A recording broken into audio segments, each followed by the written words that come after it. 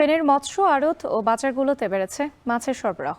সপ্তাহ ব্যবধানে সব ধরনের চাষের মাছ প্রতি কেজিতে 20 থেকে 25 টাকা পর্যন্ত কমে বিক্রি হচ্ছে।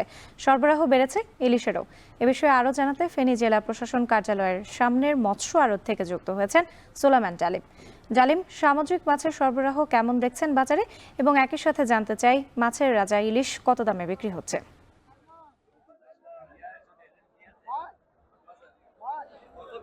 রাত্রি ফেনীর মৎস্য আড়ত এবং যে বাজারগুলো রয়েছে সবগুলো বাজারে আমরা যেটা দেখেছি যে মাছের যে সরবরাহ সেটি কিছুটা বেড়েছে, যার ফলশ্রুতিতে সব ধরনের মাছের দামই কিন্তু গত সপ্তাহ থেকে এই সপ্তাহে 20 থেকে 25 টাকা কমেছে। আজকের বাজারে আমরা এসে যেটি দেখেছি যে 1 কেজি ওজনের যেসব রুই, কাতল, মৃগেল মাছ রয়েছে সেসব মাছগুলো পাইকারি যে আড়ত রয়েছে আড়তে 175 থেকে 180 টাকার মধ্যে বিক্রি হচ্ছে। খুচরো বাজারে যেগুলো 200-210 টাকার মধ্যে বিক্রি হচ্ছে। এছাড়াও আমরা দেখেছি যে বাজারে কিছু পরিমাণ ইলিশ এসেছে যেসব ইলিশ 900 থেকে 1 কেজির মধ্যে, সেসব ইলিশ কিন্তু 1600 থেকে 1800 টাকার মধ্যে বিক্রি হচ্ছে।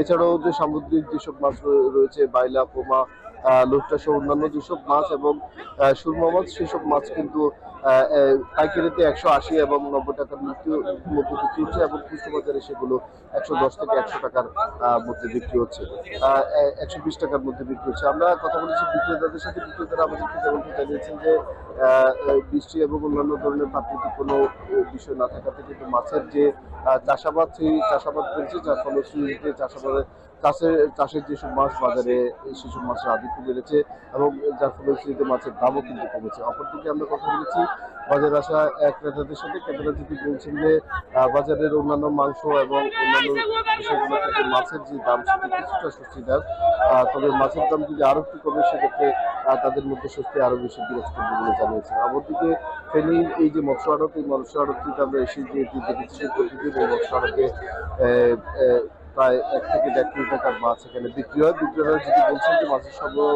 বেশি থাকলে কিন্তু মাছের দাম আরো কমবে। এই ছিল ফেনীর মৎস্য আড়ত থেকে আমাদের কাছে আজকে সর্বশেষ।